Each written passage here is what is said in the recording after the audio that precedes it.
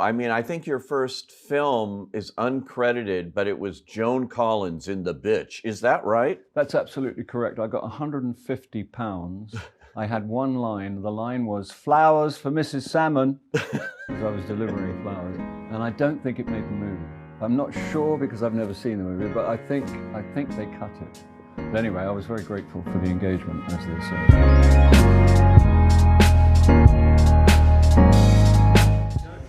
Yes, I have a song. And what can you offer us, sir? I have a little scotch on my mother's side. It's like you got a little bit scotch in you right now, mate. You're right. I am somewhat song, but I'd like to sing you a song, if I may. If you happen to know the Rowan Tree, do you know the Rowan Tree? Old Scottish song, right? Yeah, I have a little scotch. And my late wife too. She was.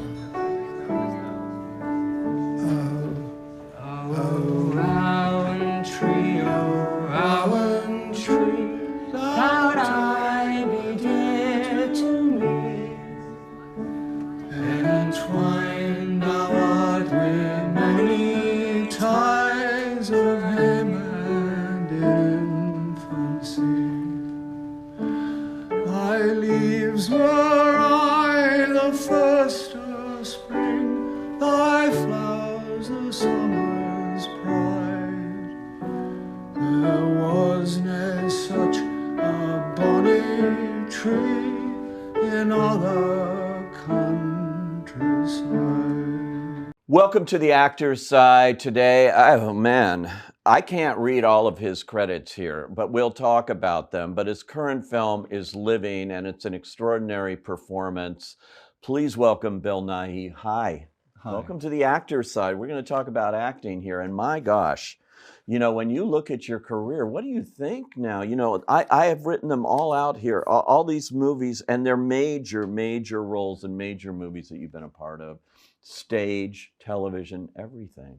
I know. I was saying to you earlier that I asked, because my memory is so bad, I asked, and some people ask you, maybe you'll write a book or something, which will probably never happen, but not least because I can't remember anything. But I asked to see my CV, and it was just so long and dense, and half of them I can't remember. I have no idea what that was, because it's all, you know, a lot of it is a long time ago. Let me go over some of these roles. Let's see if you remember the Billy Mack. No one can forget Billy Mack in Love Actually. Yeah. Did you have any idea when you were making that movie that this is a movie that would never go away, that will come back every Christmas season? And it's been a stage show. I saw it in Los Angeles. They did a multimedia stage show and everything. No, I don't think anyone involved could have. I mean, I figured it would be popular because it was Richard Curtis, because it had great jokes. It had a sensational cast. It was very touching. It was very romantic and very affecting. And Richard Curtis had a long history of, you know, hits. Mm-hmm. But nobody could have been prepared for the fact that it kind of entered the language in that way. In England, it's sort of on Christmas Day. On Christmas, you get the Queen's speech and you get Love Actually. You know, it's kind of, you know, those two things are now, you know, solid. And people have come up to me all over the world, not just at Christmas. People have said all kinds of things about Love Actually, how they've used it to cheer themselves up through dark times or whatever they've said.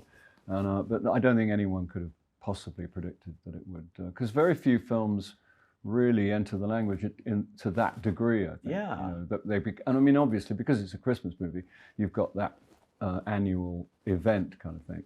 But even so, it's a rare thing. It's right up there with It's a Wonderful Life now. I know the intensity of the people's love for that movie, that they can watch it over and over. And Billy Mack's such a great character. You also played a rocker, you know, an older rocker in Still Crazy, Yeah. which was fun. That was a fun one too. Do you like the rock world, or is you just fit yourself right into it? Well, I used to, you know, like most people, certainly of my age, I used to throw some shapes in front of the wardrobe mirror, you know, when I was a kid.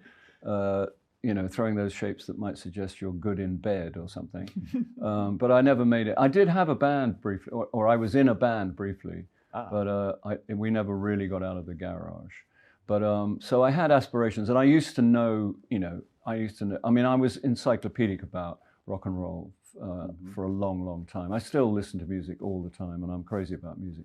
But it was fun to play. And those older rock guys, because they were pioneers, because Right. nobody had been an old rocker. Yeah. So and they are kind of intrinsically funny somehow, and people, and they're beloved because they've been around, and because they've you've kind of accompanied them over many years, and people are very fond. There's a great fondness for them, I think. Yeah, we see these guys, and you look at them. I mean, the Rock and Roll Hall of Fame just happened, and we saw Duran Duran and everything. And you look at these guys, and suddenly, what we remembered, now they're older guys. You know? Yeah. But they're still rocking. No, absolutely. I think it's amazing. I think it's wonderful. It's like the Rolling Stones. They started asking the Rolling Stones how long did they think it was going to last in about 1973. Yeah. You know what I mean?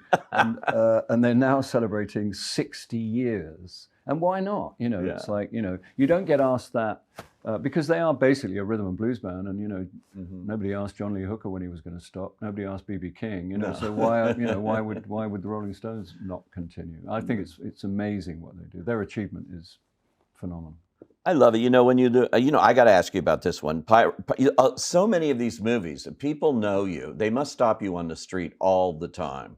And whether they know your name or not, they know you from so many different roles. Do you get that all the time now? I do get that all the time because I don't own a car, and I have no interest in owning a car, and I love to walk, and therefore it's that's what I do. So I make very few concessions to the fact that I'm sort of visible, and I meet a lot of people. I'm always surprised when somebody mentions pirates, because you think, how do you know it's me? Yeah, I was going to say. But then I suppose they look at everybody kind of knows now. But I was once I visited someone one time, and their mother said, "Oh, I'll go and get the boys." She had two small boys who were in their bedroom, and she went and said, "Hey kids, Davy Jones is in the kitchen." So they locked the bedroom door and said, "We're not coming out." And then later I met them in the street. And they were kind of gulping at me, trying to put it together, Squid Man with me. And apparently afterwards they said, "Well, he looks like the president, and he sounds like Austin Powers." What is it playing a role like that, where your face is not? Briefly in the second one, we saw a little. Yeah, I got about 20 seconds of me in Pirates 3. And it was very touching, because the wardrobe department, I'd never had a costume before, apart from these dodgy computer pajamas that made you look very, which was very hard to wear. And the makeup department, they all went to town and gave me a great costume and a great look. But it's an odd thing. It was very odd, because I wasn't prepared for the process. And when I got there, they showed me this weird set of computer pajamas and a skull cap and a pair of trainers and 250 spots on my face. Right. And it was not something I was prepared for. But it was once they ran out of jokes, after a couple of weeks. Right. But it was fun, because once I got going, it was daunting at first, but once I got going, it was fun. Yeah. What are other roles people? Victor in Underground series. Underworld. Underworld series. Yeah. Yeah. No, there's a big following for that. It was fun being a vampire. I loved it. Yeah, right. It was great. God, you vampire Davy Jones. Yeah, no, I love aging a bit of rockers, and you can play anything. Well, I don't know, but I do like a bit of what they now call genre. It's a great world, and I love that. And I loved being a vampire, and I'd love to be a vampire again if anybody's out there. You're hearing that? Anybody out there with a, well, the Underworld, they kept making those for a long time. Yeah. They were very, very popular. So that could come back too. I love Shaun of the Dead. Yeah. Hot Fuzz, those guys. He's a brilliant director too. Yeah, and Simon Pegg and Nick Frost. They were very, very funny guys. And I am one of, I think, 4 people. They called it, ridiculously, they called the trilogy, Hot Fuzz, Shaun of the Dead, and At World's End, they called it the Cornetto trilogy. Only because, do you know what a cornetto is? Do you have I have no idea. It's an ice cream. It's an English, it's an English or European ice cream. Yeah. And in order to call it the cornetto, they actually, in one of them, it's just a cornetto wrapper blowing down the street. And they took the shot only so they could call it the Cornetto trilogy. Anyway, I'm one of 4 people who are in all 3, and I'm very proud of that. Oh my God, Edgar Wright, he's a genius. Yeah, no, they were very, very smart guys, and that script was one of the best scripts I'd ever. It was just so profoundly, properly funny. It was Wow. really great. That's it. Do you have a method as an actor? I've heard you don't love the method, where you live the part and and never get away. What is your I don't not love it. I don't mind anything. It's just outside of my experience.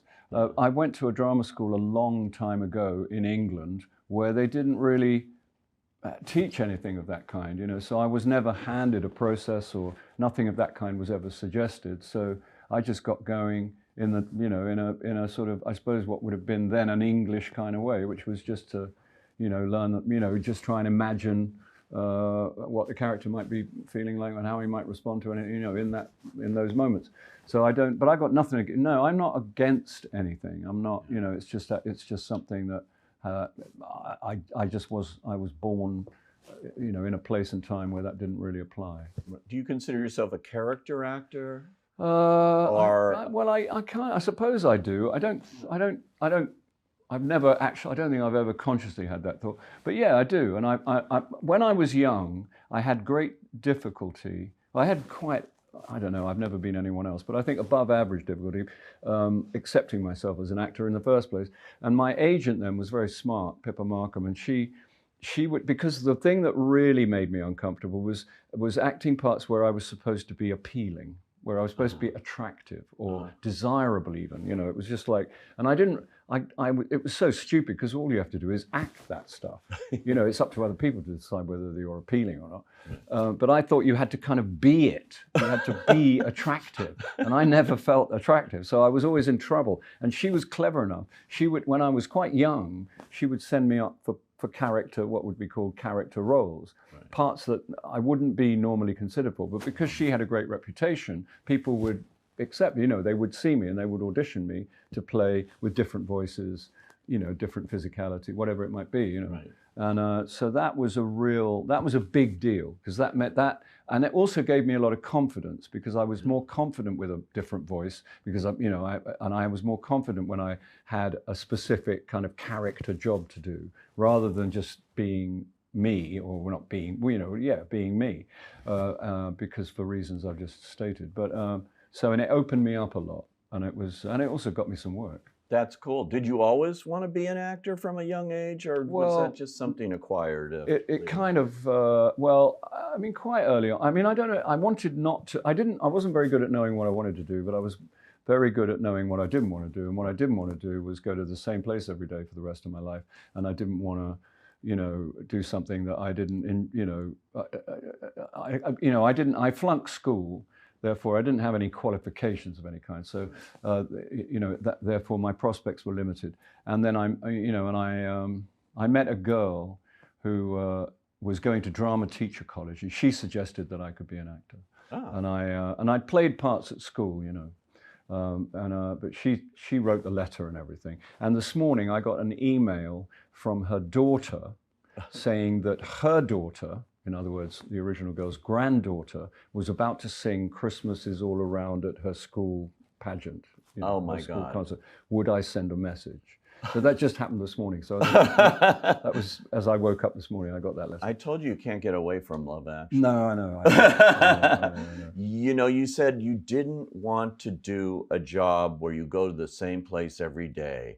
Yet now one of your greatest acting roles is about a guy that went to the same place every day and did the same thing. This is Living, where you play Mr. Williams, and it's a remake of the great Kurosawa 1952 film Ikiru, about a man who finds out he's going to die in 6 months and changes his life. But his whole life had been this routine. Yeah. And what was that like, taking on a role like that, and playing a leading role in this story? Well, it was a great opportunity, and I must have been very good in a previous life or something, because to have Kazuo Ishiguro suggest He's the screenwriter. The Nobel Prize winning novelist who suggested the project and then subsequently wrote the screenplay.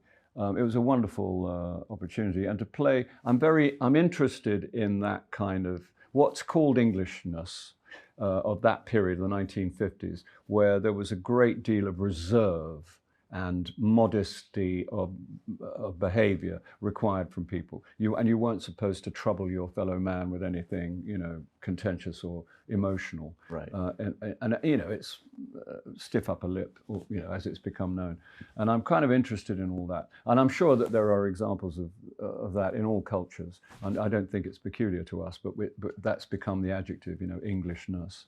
So therefore it was, it's from an acting point of view, it's good fun to play quite big things, or to try and express quite big things with not very much. Without much, no. There's a lot of silences, a lot of things. You wear the hat. There's an extraordinary opening sequence where we see everybody wearing the same hat. There's the sameness there. Well, that's how it was. And that hat, it's such a weird hat. It's such a weird hat to have caught on. It's the bowler hat. It's built like a crash helmet. If a house brick fell from a very great height, and you'd be fine. You know what I mean? They're built like really. Those are solid hats. They're built like armor, and but they're hard to wear. But yeah, no, that was what it was like. There was a great deal of conservativeness in terms of behavior and dress, and you know, they performed their manners in a very formal way, not unlike parallels have been made between the British style of behavior and that of the Japanese, particularly of that period. It seems perfect as an English language remake and it was so perfect to keep it in that period, to do it then, because it looks like a movie that might have been made by Rank or one of these British companies at that time. Yeah, well, Kazuo Ishiguro and Stephen Woolley, the great English film producer who produced this film, they are nerds. They sit across a dinner table and they say, okay, you know, 1937, who designed it, who directed, what else did he direct? You know, they're those guys. Yes. And Oliver Hermanus, the brilliant director who came to do it, who's from South Africa, he said he saw part of his gig was to make a black and white film in color, not simply as an homage to.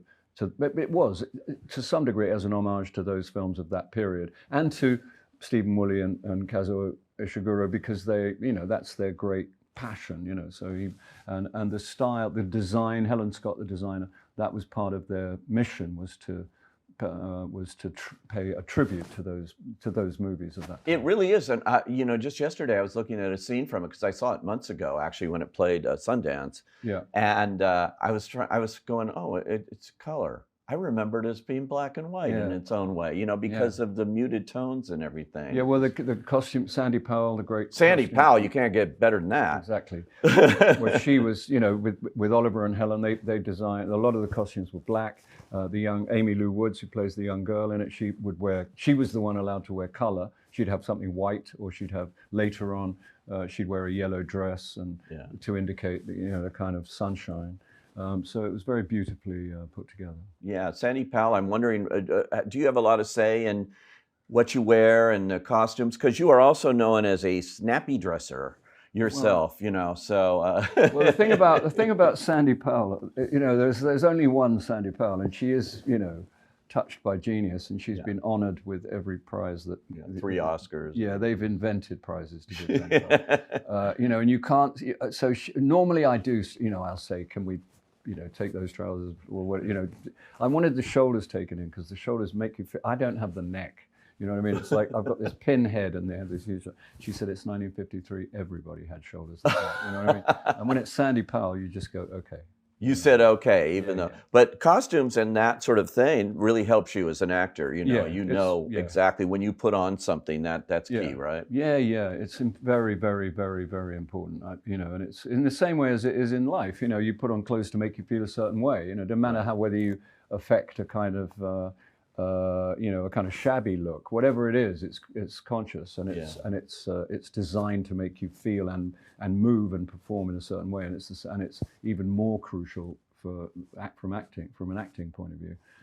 It's very, very it's critical. It's very cool. I only have a couple of minutes here, but I have to tell you, I was in New York. I was lucky enough to be in New York and see you on the stage, you know, in your Tony-nominated role in Skylight opposite Carey Mulligan, and that was phenomenal. You know, I know you've done a lot of stage work, but that was one that I saw here in America, and it was amazing. And also, she cooked on stage every night.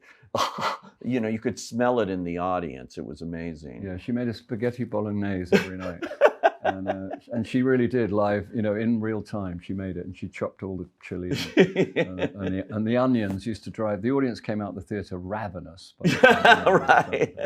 But yeah, that was a very important. And I'd done that play before, 20 years before. It's one of my favorite plays, Skylight by David Hare. Yeah. And that part, it's the only part I've ever played twice, and it's very close to my heart. It's just a brilliant piece of writing. But that with Carey Mulligan, who was sensational to work with, and Stephen Daldry, who's a wonderful director, and Bob Crowley, who's a marvelous designer. Everything about it was desirable. I got really lucky in that regard. Did you get to eat the leftovers between the matinee and the evening? No, the crew, they had a rota on the crew. We'd take it home, you know. It was a perfectly good spaghetti bolognese. Look, there was nothing wrong with it, you know. Completely real. It was amazing, and all your stage work. And I just briefly, The Man Who Fell to Earth. Oh yeah.